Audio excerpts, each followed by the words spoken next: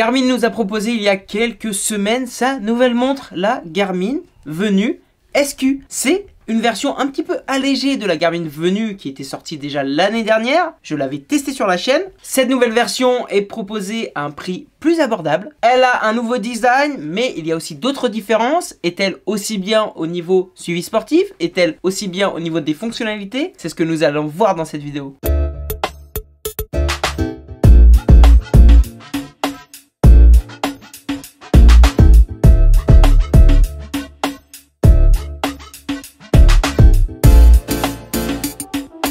Bienvenue les amis dans Panacotech, je suis Mehdi et comme d'habitude, nous allons décrypter, comparer la crème du high-tech. Si vous ne connaissez pas la chaîne, je teste et je compare des produits high-tech, notamment des montres connectées. J'organise tous les mois un concours pour gagner un produit tech, donc abonne-toi et mets la cloche de notification. Aujourd'hui, c'est la vidéo comparative entre la Venue SQ, la nouvelle Venue, et la Venue simple. On va voir quelles sont les différences, je vous l'ai dit, pourquoi une est plus chère que l'autre, laquelle est faite pour vous. C'est parti, voici le sommaire.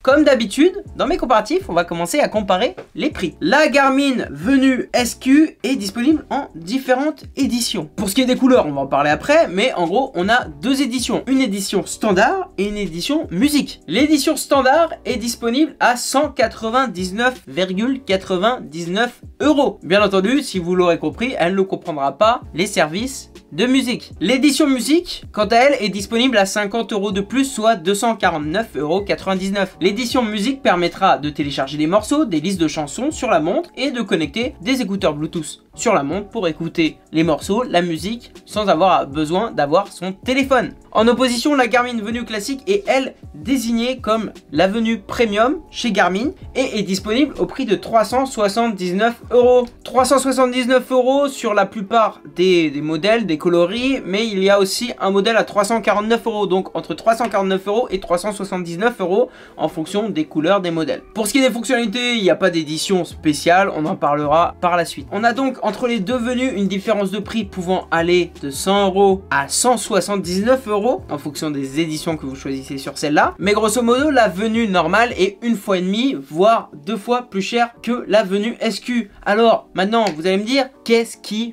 fait que le prix est plus élevé au niveau de la Venue? C'est ce que nous allons voir. On continue.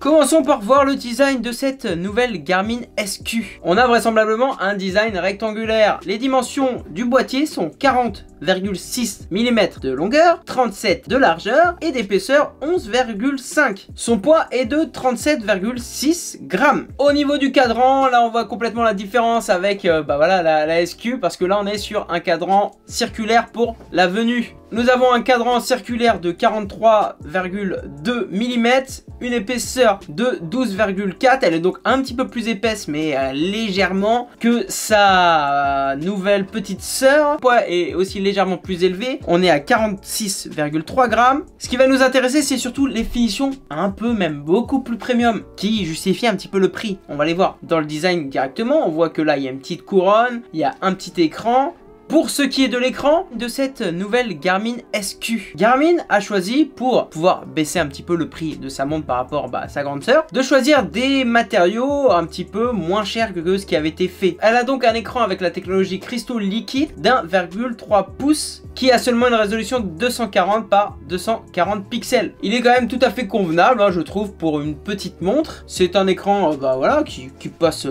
très bien. On voit quand même directement que ce n'est pas une montre haut de gamme au niveau de l'écran et de la taille de l'écran, avec les bordures qu'on retrouve aussi ici, là, avec le logo Garmin, etc. On a le petit écran qui est incrusté dans ce grand boîtier. Pour ce qui est de l'écran de la Garmin Venue, il est plus premium, il est plus qualitatif parce que c'est un écran AMOLED de 390 pixels par 390 pixels. On n'est plus du coup sur du cristaux liquide comme il a été choisi pour réduire un peu le coût sur la SQ. Là, on est sur du AMOLED. Ça nous permettra d'avoir quand même une meilleure visibilité au soleil, je vais pas vous le mentir, même si celle de la SQ est tout à fait convenable. Pour ce qui est des matériaux, on n'est pas du tout sur du saphir ou autre, on est sur un verre Corning Gorilla 3, de l'aluminium anodisé sur la lunette et sur tout le boîtier, c'est du polymère renforcé de fibres. On est donc sur du plastique, il n'y a pas d'acier, il n'y a pas d'aluminium pour l'ensemble du boîtier, il n'y a pas voilà de titane, des choses comme ça. Le verre, on est sur la même chose, on est sur toujours un verre Corning Gorilla 3. Mais les matériaux de la lunette, c'est pas pareil. Là, on est sur de l'acier inoxydable. L'acier inoxydable, c'est quand même plus qualitatif, plus premium que l'aluminium qui est utilisé pour la SQ. Pour ce qui est du reste du boîtier, c'est aussi en polymère renforcé de fibre. Mais on a une petite différence entre la couleur de l'arrière et la couleur du côté. On retrouve sur le côté deux boutons qui vont nous permettre la navigation, de pouvoir accéder à nos raccourcis pour lancer une activité, de pouvoir revenir en arrière ou de pouvoir, hop, lancer les paramètres, etc.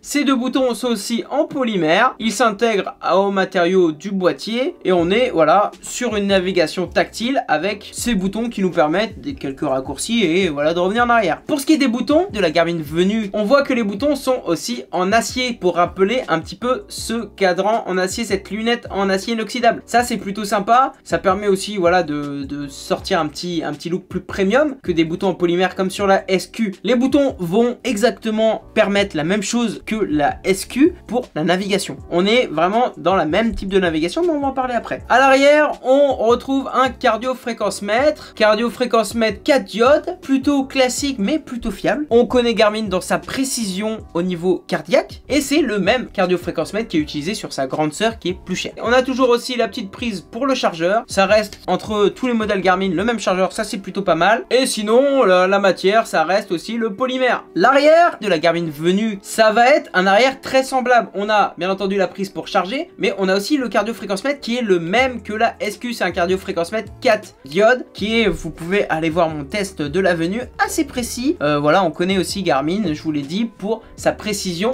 cardiaque. On a le logo, les petites finitions assez sympathiques aussi. C'est tout à fait plaisant. Pour finir, pour ce qui est des bracelets, nous sommes sur une technologie d'accroche classique. On va pouvoir le changer, trouver d'autres bracelets en silicone, même mettre des bracelets en cuir. Ce bracelet est dans un silicone parfait pour le sport. Il ne fait pas trop de marques sur le poignet. On a aussi, pour ce qui est des bracelets de la Garmin Venue, on a aussi la technologie Quick Release qui va nous permettre de se détacher. C'est exactement la même taille de bracelet, c'est du 20 mm. Il est même possible d'échanger les bracelets entre les deux modèles. Voilà de côte à côte ce que ça donne. Donc il n'y a pas photo. Déjà, si vous préférez une montre circulaire, bah allez sur le modèle circulaire si vous avez le budget bien entendu. Et si vous préférez une montre rectangulaire, vous allez sur le modèle rectangulaire. Mais c'est assez sympa et c'est assez intelligent je trouve d'avoir complètement changé le design pour passer sur l'édition un petit peu plus entrée de gamme. Ça permet d'accrocher tous ceux qui aiment aussi les montres rectangulaires. Bref, on a eu le design, les différences de design. Maintenant parlons des caractéristiques techniques.